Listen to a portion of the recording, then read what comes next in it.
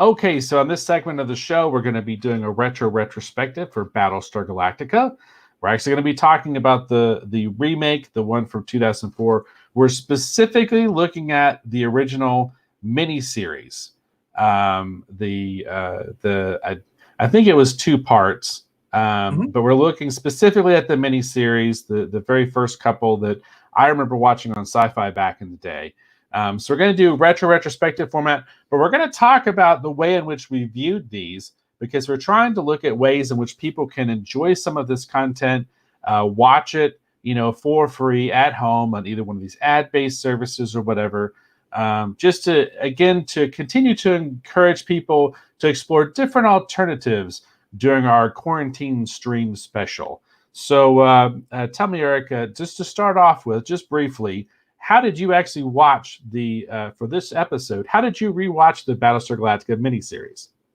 So I actually watch Comet quite a bit, and Comet is actually a broadcast subchannel. So generally, if you get it over the airwaves, you get it as a digital subchannel. A lot of broadcasters now broadcast multiple channels on their feed because we've gone to digital, because we use digital televisions now. So Comet TV is one of those kind of channels, but they also offer a streaming option. Actually, they offer multiple streaming options. One is you can go directly to their website and you can stream content on their show as it airs, just live broadcasts. I believe they also have a Roku app so you can also do it on Roku. I believe they also are on Apple. They are not, as I understand, on Android. I don't believe there's a Comet Android app. And I can't. There's not one for PlayStation 4. I know that, which is, of course, one of the major ways that I stream. But there are multiple streaming. Also, Stir. Stir, I believe, carries Comet TV, and Stir is another free streaming app. So there's actually a variety of ways to see it. But the way that I watched it was on the broadcast version of Comet TV, which is a free ad-based digital sub-channel. Which option did you choose, Dave? Well, here's the thing. It has been, I think, kind of announced that Sci-Fi is getting ready to do a marathon of Battlestar Galactica, of course, the remake.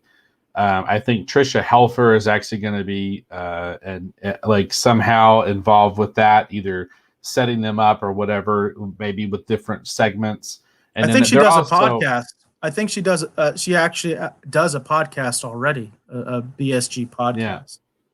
And then I know too that in addition to that, Sci-Fi is also, for those people that are curious, they're also going to be doing the same thing with Xena. And then I think Lucy Lawless, or I forget who it is, someone's going to be involved with that one as well. So that these are going to be either concurrent or one right after the other, whatever. They're going to be doing a marathon. So you will be able to watch this on Sci-Fi, number one. So and sci-fi.com. Yeah, sci-fi.com. Right. Well, and I was going to say, that is originally what I was going to do. I was going to watch it on sci-fi.com. Here is the issue I ran into. Okay. I couldn't find a simple way to stream it to my television. And it was driving me absolutely berserk. I don't like when I can't just watch something on my television. It drives me absolutely crazy. It's part of the reason I got rid of the DC Universe app, is because they had no simple way for me just to cast what I was paying to watch onto my television. I've got a big television.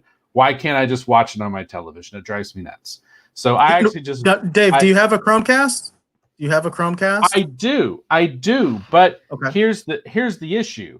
I'm having issues where sometimes it doesn't want to communicate right. It's having all kinds of issues. So anyhow, what ended up happening was I had actually loaned out my season 1 of Battlestar Galactica like years and years ago, and I never got it back.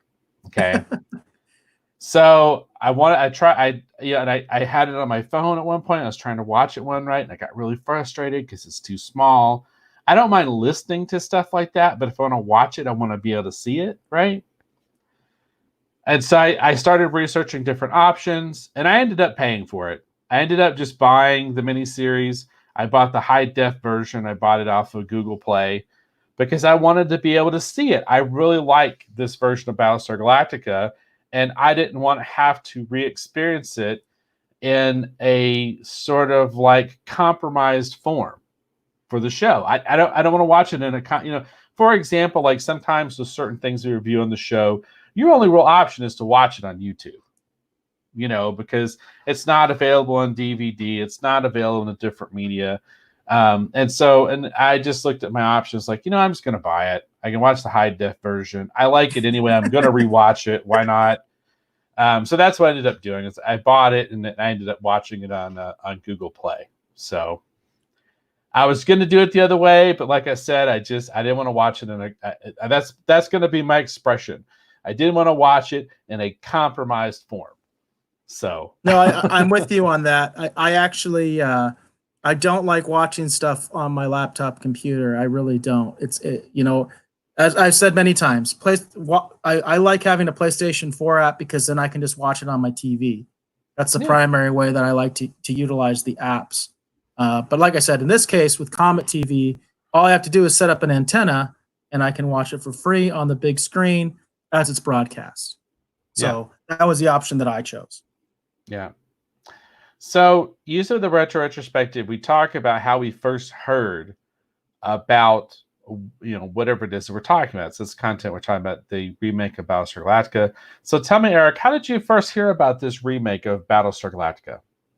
I need to just acknowledge the Rogues Gallery because Josh said Cylons rule, and I agree with you.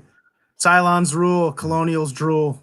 But anyway, The funny thing about this is, I think I've talked about it in a previous episode, maybe when we actually did the audio only version of the show, and we talked about the original Battlestar Galactica.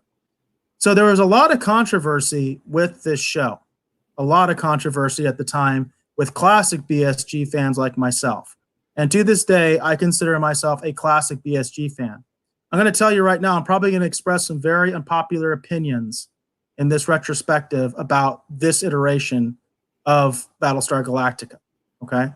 So when this first came out, there was a lot of sore feelings. As I mentioned before, I used to actually go to San Diego Comic-Con pretty much every year. And I met Richard Hatch. And Richard Hatch was trying to get his own reboot, essentially.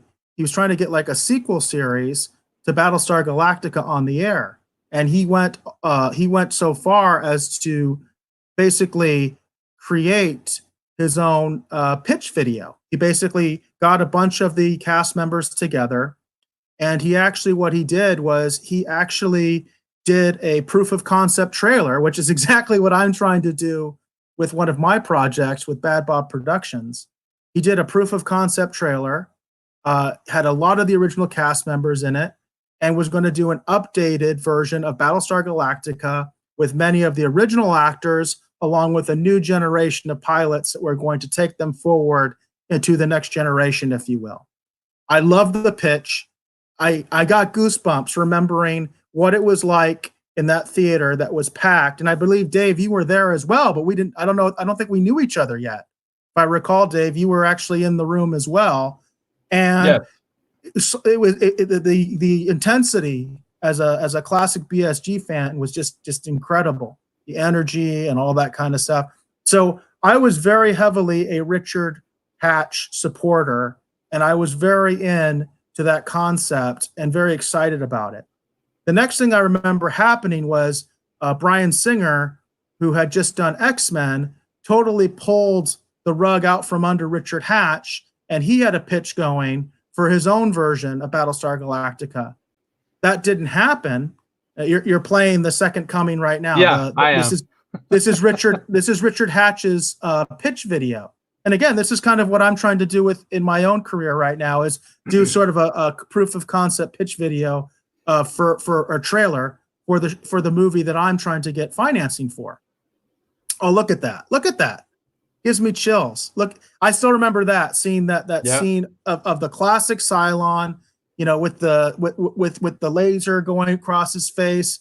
It brings me back. And the late great Richard Hatch, there's so many good things you can say about him.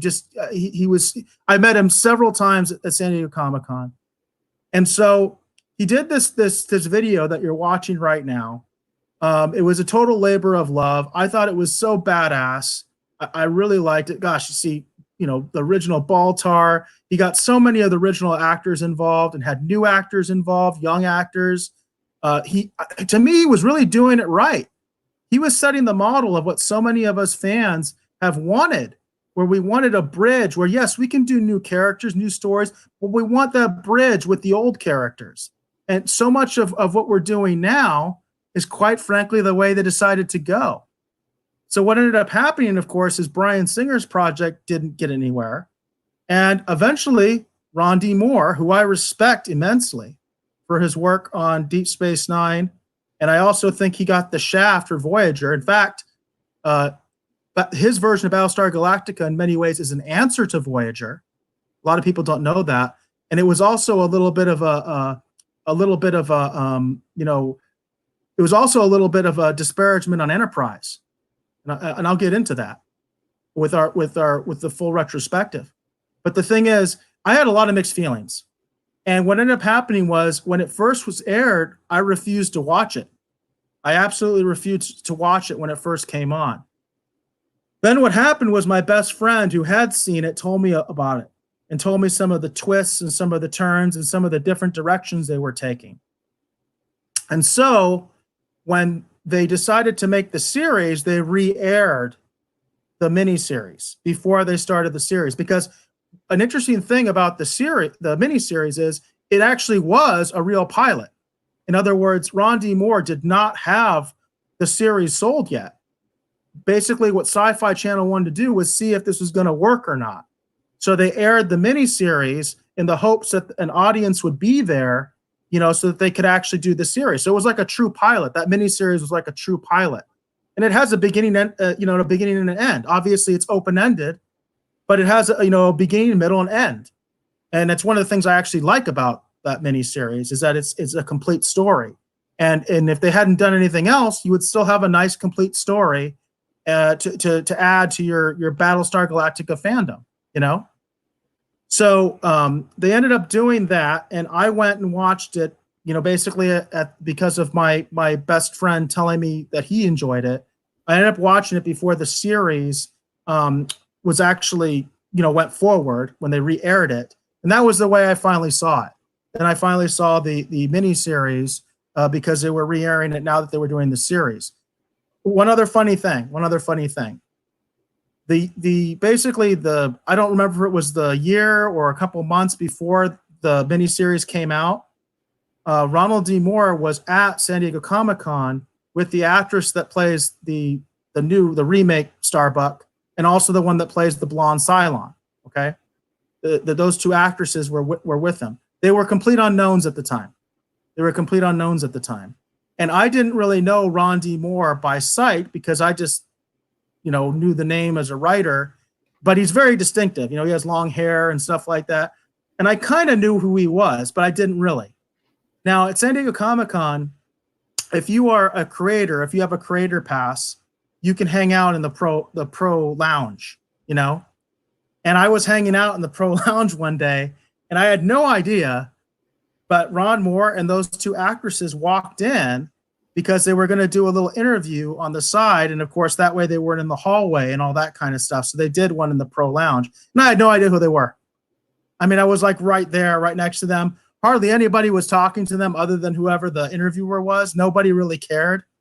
And within like a year, they were huge. You know what I mean? All three of them were huge because both of those actresses, their careers skyrocketed. So I could have known them before they were famous, but didn't happen. So right. Well, but yeah, so I didn't see it until my friend recommended it, and then I finally watched it. So my path to the remake, the Battlestar Galactica miniseries, is in some ways similar yet also different. I've mentioned before. By the way, Bobby says that trailer was better than the whole season of Picard. It is. And Bobby, you're better. Right. Because they did it right. They did it right. So I've talked about it before. One of the most surreal moments I've ever had in my life was I had heard that Richard Hatch was working on a revival of Battlestar Galactica, a production that he was involved with He at the time was active on a lot of different Battlestar Galactica, websites and fan groups and such.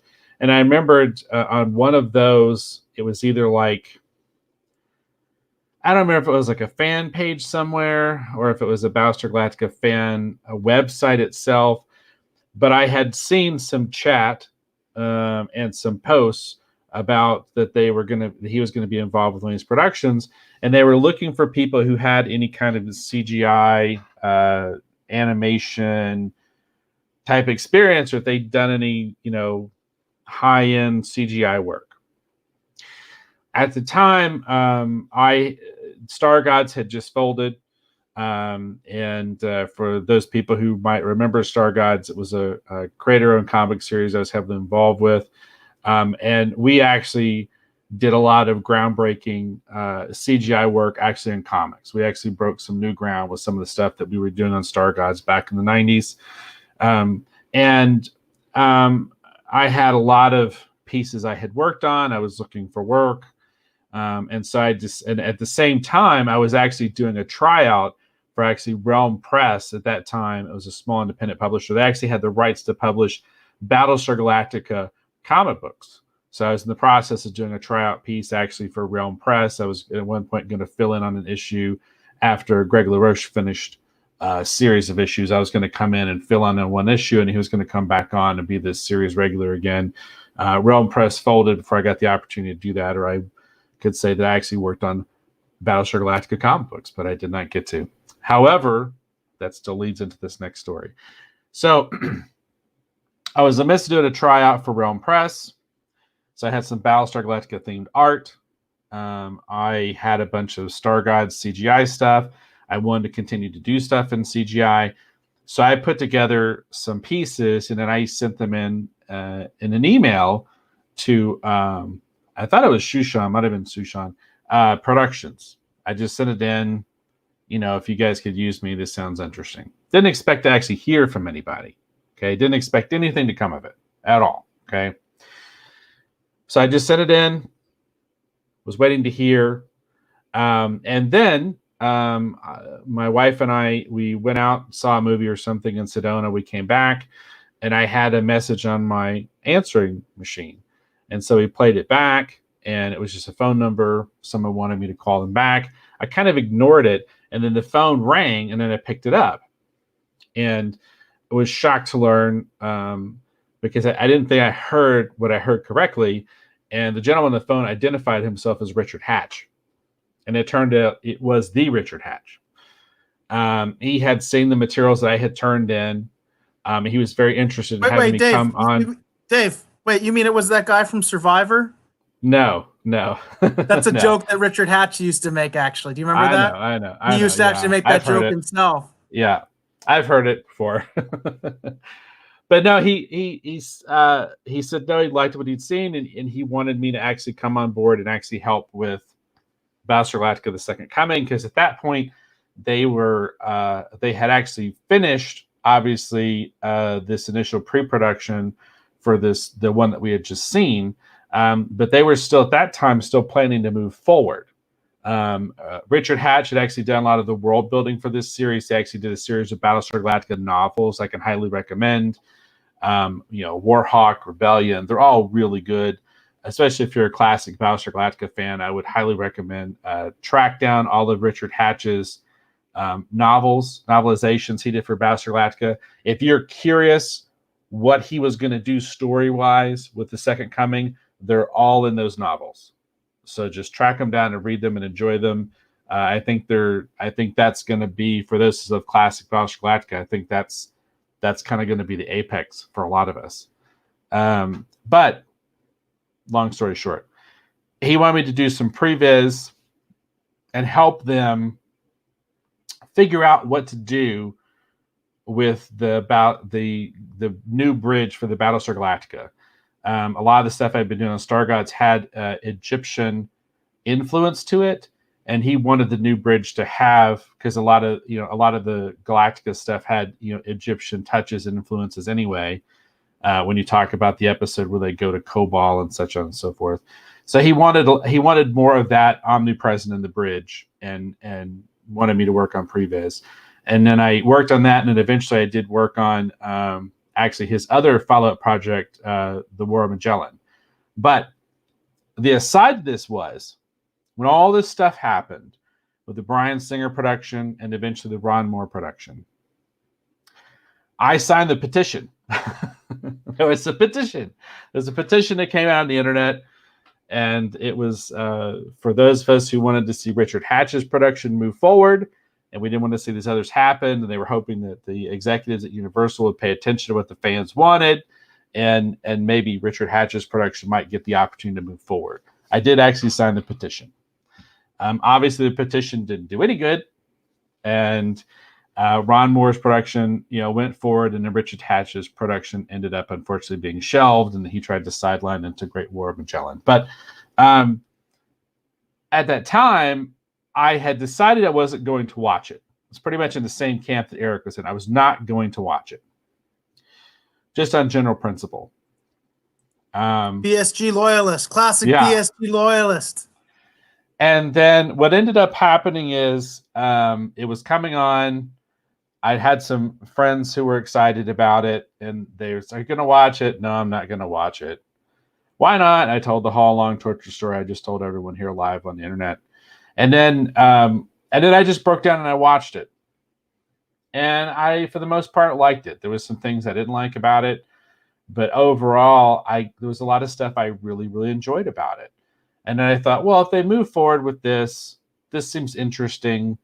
Maybe it might make it for an interesting show. And then eventually I ended up becoming a huge fan of this version of Battlestar Galactica. The classic for me is still the Battlestar Galactica. But as I always say, sometimes with these things, it's better to view them as an Elseworlds take. So as an Elseworlds interpretation of Battlestar Galactica, this is interesting and has merit. And there's some really good episodes. And I found myself quite enjoying this version of Battlestar Galactica. I own a pair of the flight wings, the Viper flight wings, and such on and so forth. And I do enjoy this version quite a bit. But at the time, I thought I was going to hate it, and I didn't want to have anything to do with it. And the miniseries kind of won me over a little bit. And then the actual show itself over time won me over. There were several episodes where I really, really got sucked in, and I quite enjoyed it. So that was how I first heard about it, is, while working on Second Coming, and then hearing about this competing production, and those of us rooting it, for it to not be made because we would prefer the other. So, yeah. And then my mom says, I think a lot of us felt that way. It seems like a lot of us are telling the same kind of story. So that was how I first heard about it. I was working on Second Coming, didn't want this to move forward. But I also, too, just like Eric said, I actually heard about the Bryan Singer production first. And that was actually moved further along than I think a lot of people realized. They'd done a lot of previs, there'd been a script, actually a couple passes on that script before it eventually was essentially shelved. And then Glenn Larson had a competing production at one time, too. There was a lot of movement. Glenn Larson had the film rights, and he was going to do a Pegasus. He was going to revisit the Pegasus, but only as a feature film, and it would have maintained the continuity of even Battlestar Galactica 1980 theoretically, because it would have just been the Pegasus all by itself. So I also thought was an interesting idea. Also, it's interesting to point out because of the rights issue, because obviously Glenn Larson, he's credited, I think, as like an executive consultant on this version of Battlestar Galactica. Right. But I think he didn't really do anything. I think Ron Moore's even said some kind of mean things about him, but he had the rights to the film version. You know what I mean? And that's something that's been discussed even fairly recently about doing a new Battlestar Galactica film. But of course, now it looks like they're going to be doing another one on Peacock. That's the current path, the trajectory. So, and funny enough, all you new Battlestar Galactica fans are just as pissed off as us classic BSG fans and saying, Ron Moore's vision is perfect. How dare you? I hear that all over the place right now. Yeah. And that buzz doesn't mean anything to me because my emotion is invested in the classic BSG. So, well, for me, like I said, classic will always be my home. That's I mean, it's still one of my favorite science fiction television series of all time. But I quite enjoyed a lot about this remake of Battlestar Galactica as well.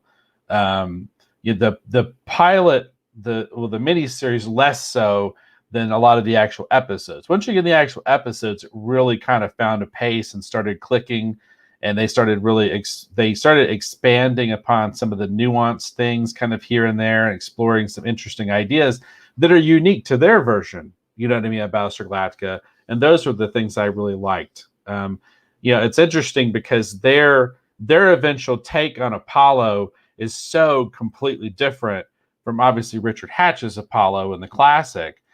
But there's some things about his character arc that I really enjoyed watching.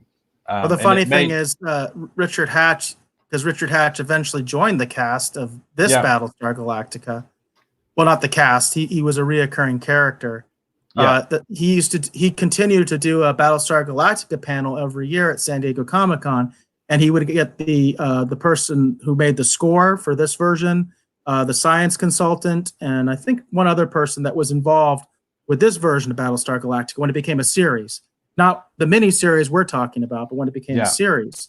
And so every year he would do a BSG panel, and of course it was very well attended because he was on the current show. One of the first stories he talked about was that actor who plays the new Apollo, who's actually Lee Adama. Apollo is just his call sign. That's one of the ways that Ron Moore changed things. And he said when the actor met him, the first thing he said when Richard Hatch came on set was like, hey, just so you know, you're Apollo. I'm Lee Adama. You're the only Apollo. He would tell that story all the time. But I thought it was cool that the actor did that, because I honestly felt like in a lot of ways, Richard Hatch's character on the series was art imitating life, because Richard Hatch's character on the series, Tom Zarek, I believe is the name, he's an outsider and he has his own agenda. Yep. And I always thought Ron Moore did that on purpose. I would love to interview him someday about that, because I haven't heard a lot of people talk about that. But I feel like he cast Richard Hatch, he cast him as a criminal. You know what I mean? He was a criminal, and he cast him as someone who had a completely different agenda and a totally different plan than what, the president and Adama had. And I always felt that was art, because he had his own vision for Battlestar Galactica, and he would always seem like the outsider. He was always being treated like kind of like crap all the way to the end. You know what I mean? Yeah. And in fact, it's funny that what you say, because I do appreciate the miniseries, because like I said, it really is kind of a complete story. It does give us an open-ended ending where we know we can have more happen. But in a lot of ways, it's a complete story. Yeah. You could have just left it like that. So I actually appreciate the miniseries more than I appreciate the series, quite honestly, because the series to me was very uneven. And I had moments during the series where I just dropped out completely, and I was like, I don't believe any of this. I was like, this is crap. This is too much, So I actually enjoyed the miniseries for what it was, simply because it was a complete story, even though I have problems with a lot of it. I enjoyed the miniseries and watched it and was like, hey, that was pretty cool. But when I started watching the series, in fact, I remember in the first season, I got like a few, I don't think I even got through the first 2 episodes before I was like, I'm not liking this. And then I would come back. Like I would watch like the first 5 or 10 minutes of an episode and be like, oh, well, this is cool. Okay, I'll keep watching. Or I'd be like, you know what? Let's flip. Because I had cable back then. Flip. No, I don't like this. This is too dark and depressing for me. I'm changing the channel, Well, I for me, as the show went on, I just got more sucked in, because I got really invested in characters and what they were doing with them. And there was some kind of stuff there towards the end where they kind of, they didn't lose me, but I was just kind of like, okay, all right, I guess that's what you were doing there. But overall, like I said, I do enjoy this version quite a bit. And there's a lot of stuff I think that's really, really great about this. And one of my favorite things, like I said, is actually the arc for Lee Adama. The changes and everything that he goes through. It's really interesting to kind of watch his character. Let's talk about Lee Adama in this. let's talk about Leah Dama in this, because we're reviewing the miniseries. So if you're going to talk about Leah Dama, how did you feel, for instance, about him being so estranged from his father? Was that something that you were all into, considering the relationship between, the Richard Hatch version and the Lauren Green version, which was so close and so honestly beautiful as far as a father-son relationship? They were so loyal to each other and dependent on each other. And, it's kind of funny. Like, I feel like this show really did set the trend where, like, every father sucks. They're always estranged. Where have you seen that now? That's everywhere. There's no doubt that this miniseries was a trendsetter, and that playbook has been followed like ever since. So what did you think about that initially? You know what I mean? As far as Leah Dama and, Commander Adama being at odds with each other. Well, I didn't like it. I didn't like it.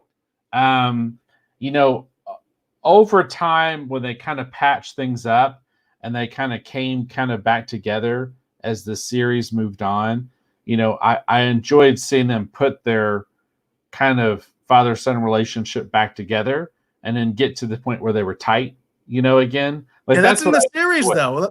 Let's concentrate on the miniseries. You have to, without setting it up, you don't get to explore that idea, right? But initially, watching the miniseries, there were a couple things I didn't really enjoy. I didn't care for that, to be honest. I didn't care for that. I did not care for, and it's interesting because I eventually came to like these ideas, but I didn't care for the weird tension between Kara Thrace, which of course is the female Starbuck, and and you've got Leah Dama, which is supposed to be Apollo.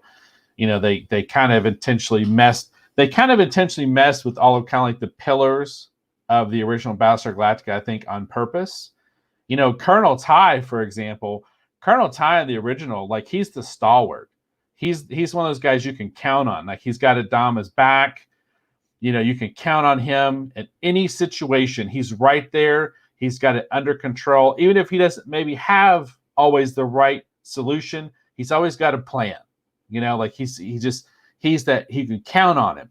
And this one, Ty's a drunk, especially in the miniseries. He's a mess. He does, at one point, it seems like he doesn't even want to be in command anymore. And Adama has to straight up ask him, is like, you're either the XO or you're not, So they do take a lot of the pillars of the original show and intentionally kind of mess with them. And then as the series goes on, they put them back together. And I didn't like what they did with kind of rearranging the deck chairs with the pillars of the show, as I understood it, right? But here's the things I did really like about it. I remembered I really liked the guy that ran the flight deck, the chief. He really kind of clicked with me. I found myself, which he's an actual new character. Yeah, new character as well, where they didn't try to base him on a previous character or use the name of a previous character. I personally tended to like the new characters and give them a lot more latitude than the ones that were based on the previous characters, where they reassigned genders. They reassigned races, by the way. It's interesting to think in today's world, one thing, because of course, reassigning races and gender is very popular now. But with Colonel Ty, which you were talking about earlier, Colonel Ty originally was a black man. And they made in this version, he's a white man. And I think if that happened today, there might be an outcry. Yeah. And of course, there would be an outcry, from certain segments about the way they did it. Right. Either way, there would be an outcry, right, for the race swapping. But they did a lot of the gender swapping and a lot of the race swapping and stuff like that before, I guess, it was really big. And I'm not a big fan of that.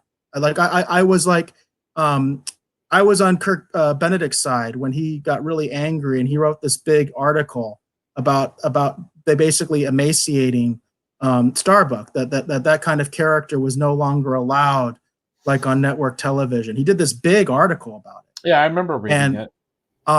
And so I kind of felt the same way. You know what I mean? And I never bought, and this is why I said this is going to be controversial. I'm going to put controversial views. I know people love Katie Sackhoff's. And by the way, James, thank you for giving me the names again, because I'm terrible with names. Katie Sackhoff and Trisha Helfer. Trisha Helfer was the Cylon, the beautiful blonde Cylon. A lot of people love that version of Starbuck, and they love Katie. I thought the entire series, I thought she just comes off as a crazed mess. That's not convincing to me at all as an actual real pilot. I mean, I never liked that character the way they did it. And I know that's like a bombshell for a lot of people that are into this version of Battlestar Galactica, because she's one of the most popular characters. But again, classic BSG, and I sided with Dirk Benedict in that argument that they kind of ruined his character. You know what I mean? Like, all the joy of Starbuck kind of went away. She punches Ty, you know what I mean, in like one of the first scenes in this show, and then Ty tries to make up with her, and she's still a big B to him, and she's still a total bitch. And I'm like, I don't see anything redeeming in that. I don't see anything hopeful in that. I don't like that. I don't see why. I don't get the point. It's like they made her, and then she's smoking the cigar and all that kind of stuff. It's like they made her so masculine and so non-feminine. It's like, why did you make it a girl then? If she's not going to be anything like a girl, because I've met girls in the military. I've served with girls in the military. I've served with girls in public safety. They're still girls for the most part. They don't act like her. You know what I mean? It's like she acted like a guy. Right. But I mean, it's like she's very masculine. Why make her a female if you're going to make her act like a man? I never understood that. To me, she's psychotic, and she has crazy eyes. I mean, watching this, it's like watching it again, and recently, it's like she's got crazy eyes the entire miniseries. Well, here's the thing, because I was talking about is the characters that I clicked with, that I found as an in. So for me, the characters that I liked that clicked with me, that I wanted to learn more about, was, like Terrell, the crew chief. It was characters like I really liked Gata. I think he was just some kind of specialist. I forget what the new characters. Again, that's what I was trying to say. Is I like the chief. The chief. And we never saw like the deck crew chief in the original Battlestar Galactica. We never really saw like enlisted men. You know what I mean? So I love that. I was enlisted in the Navy. You know what I mean? They even have a master at arms in one of the later episodes, and I was a master at arms. Okay, that's what I did. So I mean, I love a lot of that kind of stuff, and a lot of the one you like you said, it almost sounds like Data, right? Like he's kind of like the operations guy. Yeah, Lieutenant. And his name. Yeah, he has a very interesting story arc, and he's a very cool character in the miniseries because he's very dependable. He's the one who plots the jumps and things like that. So you immediately realize, hey, this he's important. You know what I mean? He doesn't even have a lot of dialogue or anything, but he's important. He helps make that bridge run, that command center run. So again, I loved a lot of the new characters. You know what I mean? Like the chief, I think was great. I love seeing that part of the Galactica and making the deck crew like real. You know what I mean? Because we didn't see that in the original Battlestar Galactica. The guy that you were just talking about, the operations, the Cylon, Trisha Helfer, gorgeous, seductive, evil. You know what I mean? Like she passes through so many different colors, and then she's like a religious fanatic on top of everything, but she's a Cylon and all sorts of layers. So I love a lot of the original characters. I just don't like what they did with a lot of the remakes of the original characters. That's what I really didn't like. And see, the one character that they changed a good bit that still clicked with me was Edward James Olmos as Adama. Yeah, I agree with that. There's just something about his presence. I agree with that. Yeah, it's so different from Lauren Green, but it still works. No, but not really. I mean, there's so much of Lauren Green's Adama in the Adama in this episode. He's more flawed. He's more flawed for sure. But let's not forget that Lauren Green's Adama was flawed too. like for instance, they did the one thing that I picked up on is, if I recall right, Commander Adama and his wife are like divorced, right? In this version. Yeah. And that's part of the reason that Lee hates him. Of course, the big reason he hates him is because he blames him for the death of Dak, of his brother, which was different circumstances than in the original, right? So he blames his father for Dak's death. But the thing is, if you remember, we talked about this in our review of the original. There's that scene where Adama finds his house that's been destroyed in the attack in the classic series, and he has a picture of his wife, who he knows died alone in the house because the boys were with him. And of course, one of his sons died as well in the first attack. And he realizes that his wife died in that, and he looks at the photo and he says, "I was never there for you." I remember that line. "I was never there for you. When you needed me most, I was not there."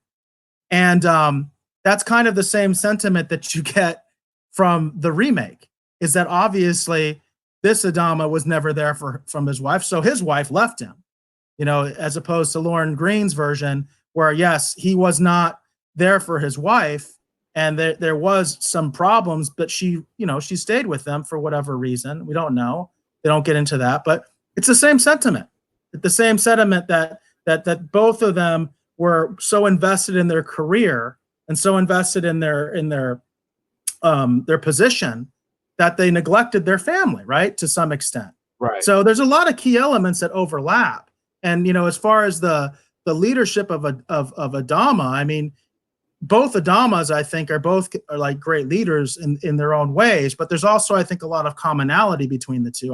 I would say, like, Lauren Green's Adama is like maybe a little bit more honest, like he's not as deceptive as Edward James Olmos's Adama, but there's still a great deal of gravitas to both of them. Man of Sand had an insight. He said BSG reboot was much more hard sci-fi compared to original BSG. All the technical details and stylization seem similar to real life naval carrier operations. And Man of Sam, I would agree with you about that, as we were talking about actually showing the importance of the deck crew and the fact that they actually showed these characters and that they have a lot of depth. Obviously, the chief becomes he's a major character in this version. In the main series, he's a major character. And again, a new character. And that's what I tended to like was the new characters. And I would also, with the technical stuff, I remember Richard Hatch, when he did his panels at San Diego Comic-Con, that's one of the people he had on the panel was the science advisor for this version of Battlestar Galactica. So I think that's true. Like there are some much better science elements in this version of Battlestar Galactica than the classic version. They play around with them, things like, having like sort of rail guns and things like that. And it's much more grounded in what you could kind of think of like a real Battlestar would be like, in terms of it's very much like an aircraft carrier and all that kind of stuff. So yeah, I do agree with that a lot of the technical elements in this version are superior to the classic version. Right. Yeah. And another character that clicked with me really well too, that I was kind of I really enjoyed their journey too, that is a character that doesn't really have a presence at all. It's another new character, was the Secretary of Education, who eventually becomes the president. Like that whole thing was interesting too, because you see the devastation of, the colonial citizens or whatever. Like you get a different perspective when you see her having to step up into that role. You know what I mean? And suddenly she has to become the leader. It's interesting because it's something that we deal with in the original Battlestar Galactica, but I don't think we deal with it in quite that way. Well, in the original Battlestar Galactica, they're not sympathetic towards the civilian government. Right. In the original Battlestar Galactica, the civilian government are a bunch of idiots because they're supposed to represent politicians, right? Which we can relate to that much more now than we can relate to the Laura Roslin version of politicians, I think, right now, because our politicians have failed us in a lot of ways. And that was the message of the classic BSG, was that these politicians are idiots and going to get us all killed. And he was actually much more pro-military, obviously. And basically, it's also interesting to note that Lauren Green's version of Adama was also part of the Council of the 12. So he was both. He was both a commander of a Battlestar, but he was also part of the original civilian government. Whereas in this version, Adama is a senior, actually probably the most senior commander in the fleet, but he's not a member of the civilian government. So they were able to show that conflict, it was amplified in this version, but it was there in the original version. I make no question. I mean, there's not a whole lot of new ideas. You know what I mean? As far as Ron Moore took a lot from the original Battlestar Galactica that other people give him credit for that weren't into the classic series. It's like, nope, he took that. We even discussed how the idea of human Cylons was introduced in Galactica 1980. We talked about that off the air. I think like months ago, we were talking about that in a casual conversation. The idea of human Cylons was in Galactica 1980, which is like universally panned. That wasn't Ron Moore's idea either, So it's interesting because she's more sympathetic. She's dying of cancer. Being a female, I think, makes her more sympathetic in some ways. But in the original, the conflict was there. There was always a conflict between the military and the civilian government in the original Battlestar Galactica from the beginning. Yeah. And if you recall, that was the rich guy who was on the council. He was going to get them all killed.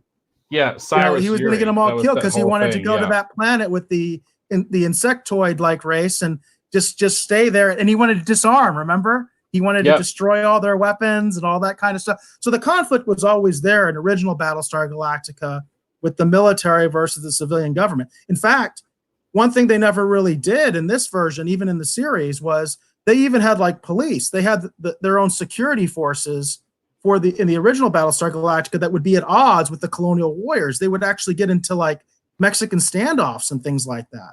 Yeah, the black shirts. Yeah, they call them the black shirts. And they never really went there with this version. They never really established like a police force like Rosalind's. I think she has bodyguards later, but she never really has like a police force. Yeah, they never went there. Well, and that's like in addition to never went there, they introduce a new version of Boxy, but they never do anything with it, luckily. That was kind of interesting. I had forgotten how much they kind of fit Boxy into the miniseries, but then he doesn't even come into play at all. Even though he's sitting with the Viper pilots there at the end, and you're going, oh, we're going to do that again. Well, you think like Boomer's going to be kind of like his surrogate mother. Yeah, that's what you think. The same way that Apollo became his father. And that actually, I think, kind of would have been interesting. But obviously, they jettisoned that because they just I guess they just decided they wanted Boomer to go in a different direction. So they didn't explore that. I think that actually could have been interesting if she actually had like this adopted son. It could have added a lot to her character, especially since, spoiler alert, she's a Cylon. So you know what I mean? That would have been an interesting storyline, in my opinion. I mean, I can think of story possibilities in my head right now if that had been the case, but they never did that with her character. They decided to just jettison poor Boxy into space, so to speak. So yeah. And then Man of Sand has a comment here. He says Lauren Green's Adama was more like the fatherly Pa Cartwright from Bonanza. And yes, I'd have to agree with that. I'm a big fan of Bonanza. I still enjoy watching reruns of Bonanza. I've got a whole bunch of them on various DVDs I've picked up over the years. And and I think he was cast in that role of Adama because of his role as Pa Ken in Bonanza. It's that I think it's very much intentional, what they were doing with his character. But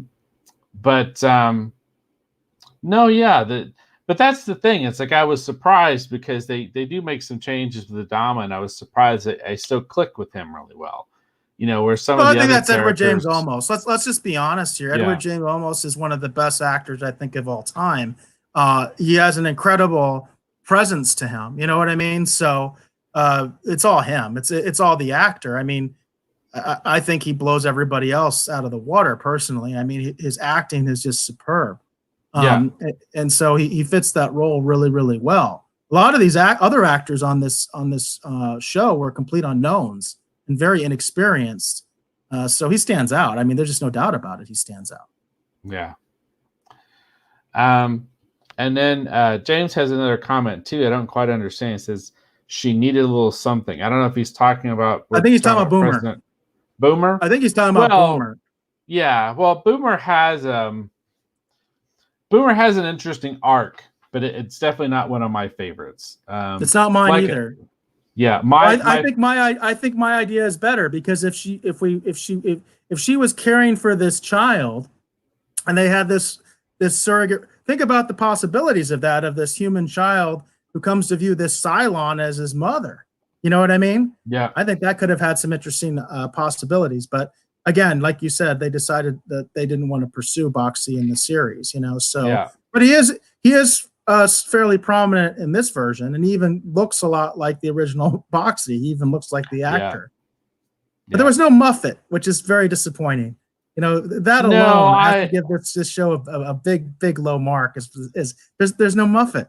Well, I personally, I think Muffet needed to stay in the original one, to be honest. Well, so here's the thing. So in order to give it a proper retrospective, one of the things we want to talk about is if we feel like it still holds up, and how do we feel about the film today. We talked a little bit about what we thought when we originally watched it, how we learned about it, and then we want to talk, contextually about how we feel about the film today. So tell me, Eric, how do you feel about Battlestar Galactica, the miniseries from 2004 today? Well, like I said, I think it's very obvious that this is what set the trend for current sci-fi, and for better or worse, and in a lot of ways I say worse, I think like Star Trek Picard, Discovery, I think even some, in a lot of ways, I think the Disney Wars films for Star Wars, if you really like all that stuff, you have this show and this miniseries to thank for it. I myself don't like a lot of that stuff. And so I think the seeds were planted in this show. So it's absolutely a trailblazing show. I don't dispute that. But I think it created some disturbing precedents. I mean, when it comes to all these remakes and reboots, in fact, the first time I heard the phrase, I think, reboot, was in regards to this show. I think this one show kind of defined reboot. Now, I want to explain something that's kind of interesting. So the one new BSG, Battlestar Galactica remake, as I call it, a thing that I have is this. This is the PlayStation 2 Battlestar Galactica video game. Okay. Now, as you can see, it's got sort of a classic looking Viper, but as you can clearly see, this is the new logo. You can see what looks like a classic base star. There's some other art on the back there for you. And you can see that this is not based on the original series. This is based on the new series, the one that we're talking about. But when this was made, they still hadn't made the series. And I'm not sure when this was actually produced, how far they had gotten into even making the miniseries. So what this game is about is it's about the previous Cylon War. And so in the previous, they allude to that in the miniseries. They talk about the previous Cylon War that was like 40 years ago, where the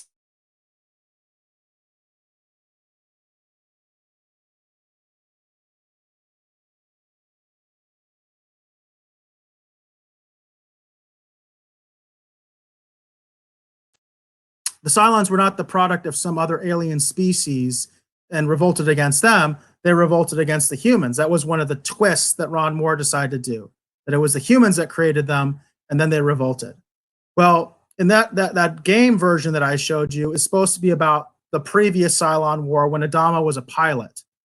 And it's kind of funny because there's so many weird things in that video game that didn't carry on to the series, because they didn't really know what the show was yet. And you can see that when they show the scene of when they're in the hangar and they're showing the museum. And obviously you have the classic Vipers that look almost exactly like the Vipers from the original show. And they show a Cylon that is a Cylon from the original show. And they show the base star, and it is the base star from the original show. That's in the museum because the Galactica is going to be turned into a museum. So it really confused people. I remember it really, really confused people.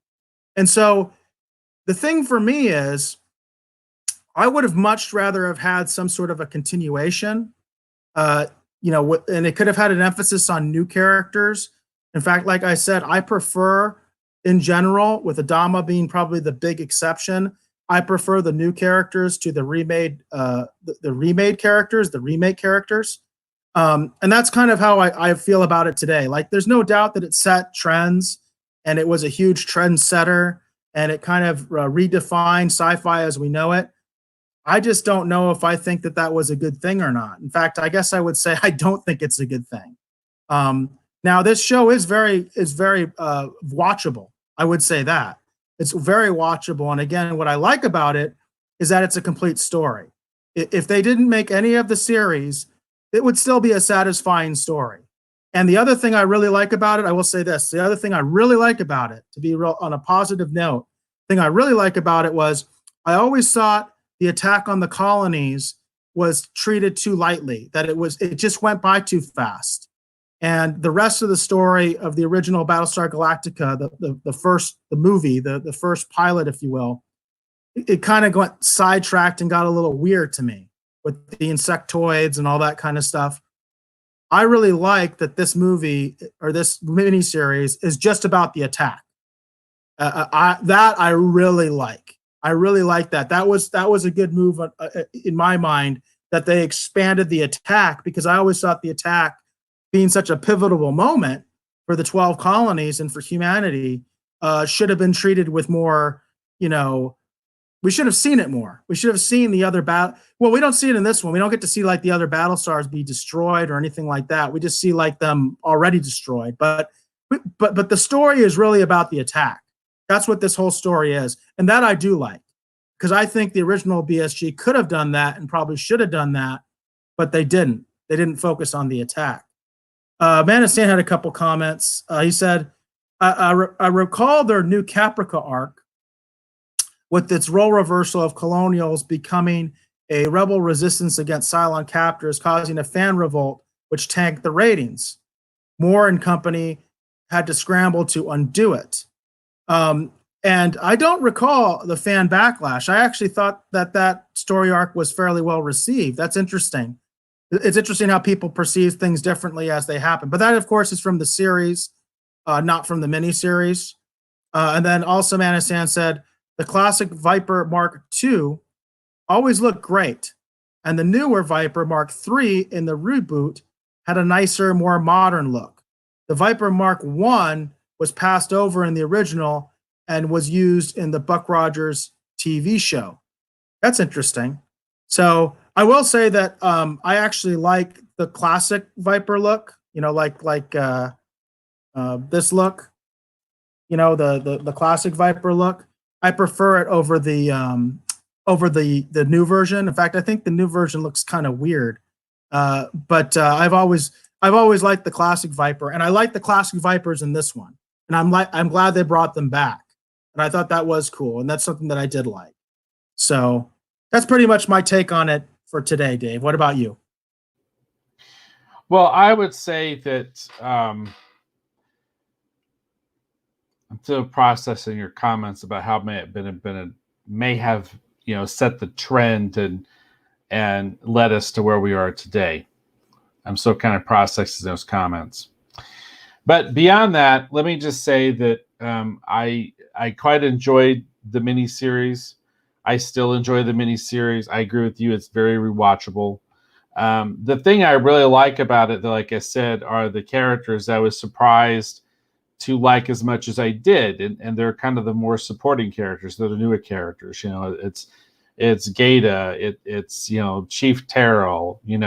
It's even characters like Callie. And it's all those supporting characters. and again, Edward James Olmos, those are the ones, him as Adama, like those are the ones that really click, and those are the ones that I enjoy following throughout the miniseries. And then as the show went on, eventually I found myself very intrigued with, Lee Adama and his story and all the things that he goes through, because he has a very interesting arc over the course of the series. But in the miniseries, initially, I found his relationship with his dad to be a bit abrasive, and I didn't really care for it. But I will say that I think it's very rewatchable. I think it holds up really well. There's some of the action sequences that I really enjoy too. And kind of how, like you said, kind of how they handle the level of devastation and the calamity of the chaos and the sheer volume of the loss of life. You feel much more, those moments. They feel much more visceral, and they feel much more relatable than I think than the original. Even though you feel you go through a similar thing in the original, I think it is a little bit more intensified because they do drag it out a little bit more, and you do get a sense for just how much they've really lost, and that adds a lot to the drama. So, at the end of the day, I would say that the miniseries still holds up. I think it's worth a rewatch. If you're quarantined as a part of our quarantine stream special, if you're looking for something that's interesting to watch, like I said, it's streaming on Comet, but then also number 2, like I said, Sci-Fi's announced they're getting ready to do a marathon, I think with actually Trisha Helfer actually hosting or somehow being involved. So I think this is an interesting thing that's fun to revisit. Just because while it does have kind of some downer moments, it is still very rewatchable and has some really fun sequences. Like I like the scene where the Cylons launch the nukes at the president's ship. It's just like a transport ship, and they can't find their escort because Lee Adama is supposed to be escorting them, and then he comes in his Viper, and he actually uses his, the exhaust of his, space plane or whatever to kind of, pull the rocket off and have it come after him. And just everything about that sequence is fun from when you think it's like, where did he go? And then the music, and it all works really well. And it's very exciting and fun and thrilling. And I still really enjoy that sequence, actually. So for me, I'd say it definitely holds up. It's definitely worth rewatching. But I'm going to have to ruminate on your comments, Eric, that maybe this set a trend that we're still dealing with the ramifications of today. Because I will tell you this is much more solid, better storytelling than what we got in these episodes of Picard, for example. But I can see sort of the downbeat tone and kind of those similar, kind of ideas kind of percolating,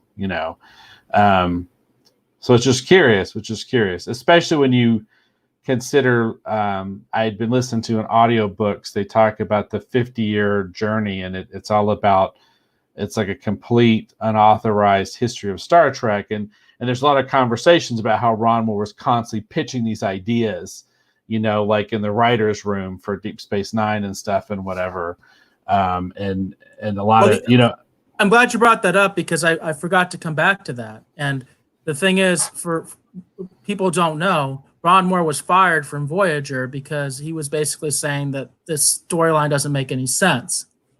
One of the big things that he wanted was, he was like, the Voyager's way too pristine. They should be having some damage by now, and that should be part of a problem, and we should be exploiting that. And he also hated the Equinox episode. And his version of the encounter with the Pegasus is his answer to the Equinox story arc in Voyager. And the other thing I wanted to touch on is, when I get into arguments with Enterprise fans about continuity problems and things like that with Enterprise, I always throw in BSG. And I always say, this version of BSG, I'm like, why didn't they do the technology in Enterprise like we have the tech in Battlestar Galactica? It would have been a much better bridge from where we are today to what we see in Star Trek if we had ships that were much more like the ships in this reality, with things like rail guns, and the fact that they don't have actual shields. It's all hull plating. You know what I mean? Instead of this, what was the stupid thing that they did in Enterprise? Is like polarize the hull. which is just like another word for it didn't make any sense. You know what I mean? It's like, no, they should just have really thick hulls. You know what I mean? And that's right. It was all those little kinds of things. Nukes. That's the big one too, because in the Romulan War they were supposed to have nukes. BSG showed, yeah, that would be cool. Yeah, they shoot nukes at each other. You know what I mean? That would have been a good transition point. So I heard that Ron Moore had some of that in there as well. It's like that was kind of him answering back at like Enterprise and Voyager and saying, you know, you could have done it better.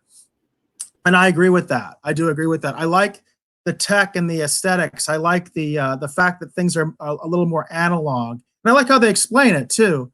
The fact that they didn't allow network computers on the Galactica. That's one of the reasons they survived the attack. I do like those kinds of things. I think a lot of that was a direct answer to Voyager and Enterprise.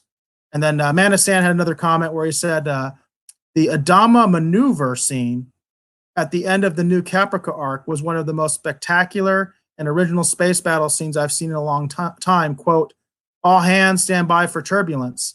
And Manistan, I know a story about that. I love that scene too from the new Caprica arc. That was one of the arcs that I found interesting. It's kind of funny because I always thought the new Caprica arc was incredibly unrealistic, but I thought it was also incredibly compelling and interesting.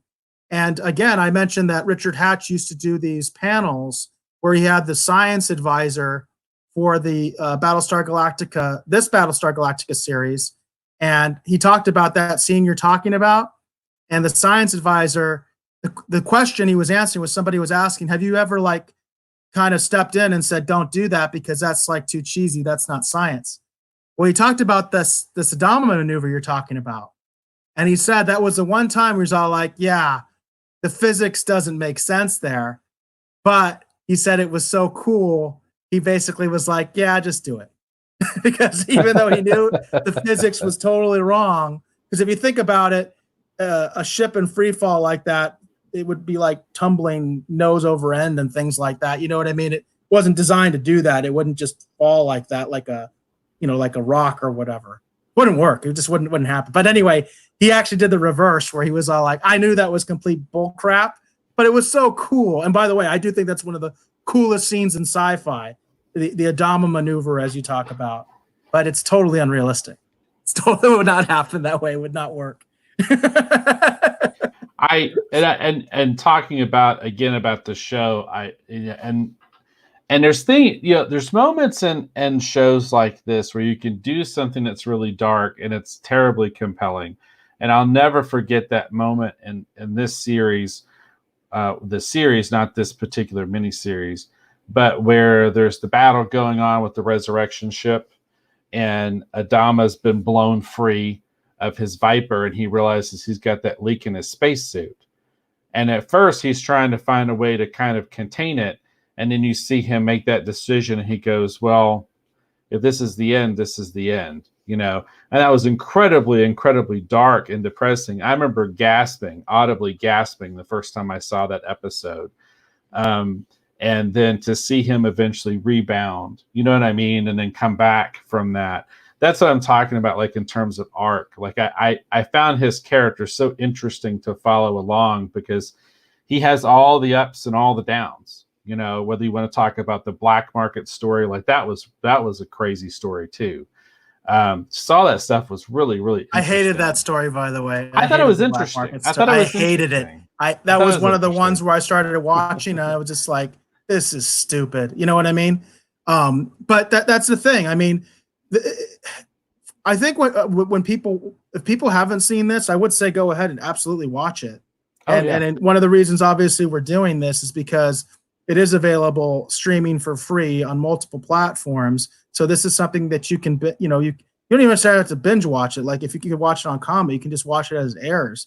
You know what I mean? But it's like, for me, there are arcs that work really well and there are arcs that didn't. You know what I mean? Like I said, the new Caprica arc is really interesting to me because I think it's incredibly unrealistic and silly. And it's like, no, there's no way they'd survive that. That's game over. You know what I mean? But the way they did it was just, it was cool. You know what I mean? Like there were so many cool moments in that arc. And then also, no spoilers, but what happens to Tom Zarek to Richard Hatch's character, that arc of what happens to him, I really like that. I really dug that. You know what I mean? I thought that was compelling drama, you know? So for me, it goes back and forth. And obviously I'm with, you know, one of the reasons we chose this is to say, hey, people, take a look at it. But I do have issues with it. I mean, I have some major issues with it. There's no doubt about it. But I do think overall, you're kind of at the same court as me. You know, if there's some opportunities to watch this, so it's definitely worth rewatching. And you know, and especially if you've never seen it, definitely give it a shot. I think a lot of people would enjoy it.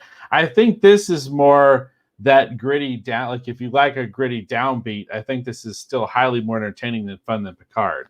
There's no doubt about that. Hell of a lot more compelling. So hell of a lot more compelling.